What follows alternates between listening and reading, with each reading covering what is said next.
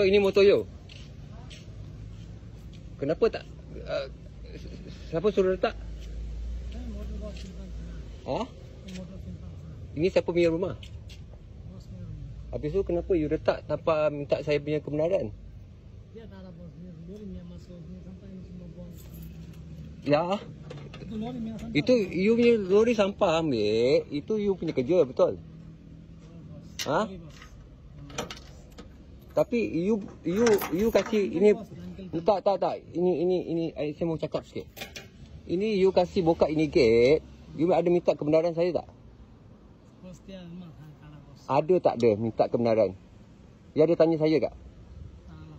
Kenapa tak mau tanya? Okey, saya kenal you lah sebab you potong rumput rumah saya semua. Okey, I bagi you minum air semua, saya sudah baik sama you. Tapi tak itu semestinya, ini rumah you sesuka hati boleh masuk. Betul? Saya boleh report itu polis tau. You kasih masuk tanpa minta kebenaran saya. Tengok, tak, you kena faham ini adab. Okey, nak masuk rumah orang, you kena minta kebenaran. Ini bukan pasal sorry tau. You sudah lemak sama saya lah. Saya buat baik-baik sama you. Kalau saya call itu polis, kan, you boleh kena tangkap tau. Sebab cakap you ceroboh rumah saya tak bagi kebenaran.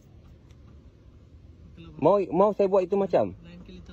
Tak, mau saya buat itu macam?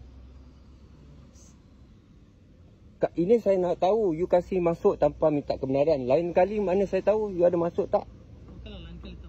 Mana tahu sebelum ini ada masuk tak? Mana saya tahu? Betul? You jangan buat ini macam lah. Ini bukan pasal sorry ya.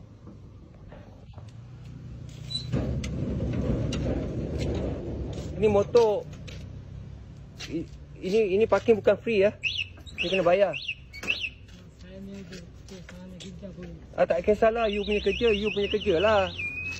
Semua orang ada kerja. Tapi ini macam tak boleh lah, tak baik lah. Saya ada anak kecil semua, ada bini semua.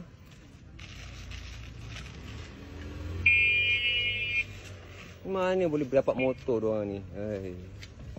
Lemak. Tu lah dia.